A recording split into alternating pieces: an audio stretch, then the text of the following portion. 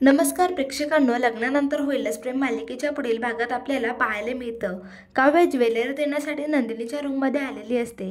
तेव्हा नंदिनी जीवाने तिच्या हातावर काढलेली मेहंदी बघून गालातल्या गालात हसत होती। हे बघून काव्य तिला विचारते, काय ग नंदिनी ताई, आज चेहरा खूपच खुललाय तुझा आणि खूपच गोड दिसतेस तू आज।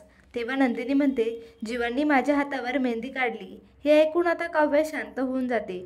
त्यानंतर आता नंदिनी काव्याला म्हणते, काव्य मला तेवढा कपाटावरचा बॉक्स काढून देशील का ग। तर मग आता काव्य स्टूलवर उभी राहून विचार करत असते। ती नंदिनी ताई जीवामध्ये खूपच गुंतून गेली आहे। तिला माझा आणि जीवाचा भूतकाळ समजला तर ती पूर्णपणे उद्ध्वस्त होऊन जाईल, पण तो आता नंदिनी ताईला कधीच समजणार नाही, कारण जीवाने त्याच्या छातीवर माझ्या नावाचा टॅटू कधीच पुसून टाकला आहे आणि मानिनी काकूंच्या मनातील माझ्याविषयीचा संशयही आता संपला आहे। त्यामुळे नंदिनीताईला आमचा भूतकाळ समजणार नाही।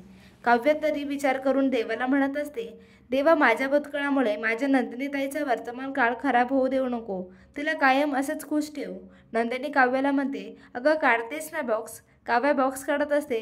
त्या बॉक्समधून काव्य आणि जीवाच्या प्रेमाची आठवण म्हणजे त्या दोघांचा हँड्सचा स्टॅच्यू बनवलेला असतो। तो स्टॅच्यू त्या बॉक्समधून खाली पडतो आणि तो नंदिनी झेलते। तो स्टॅच्यू बघताच काव्याला त्याचा आणि जीवाचा भूतकाळ आठवतो। ते दोघे जेव्हा बाहेर फिरायला गेले होते तेव्हा त्यांनी तो स्टॅच्यू बनवून घेतला होता। स्टॅच्यू बघून आता काव्याला धक्काच बसलेला असतो।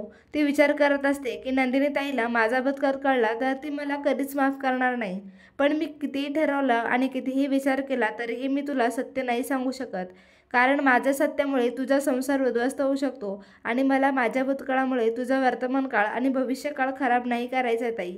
मी तुला कधीच माझ्या भूतकाळातील सत्य नाही सांगणार, असा काव्य विचार करत असते।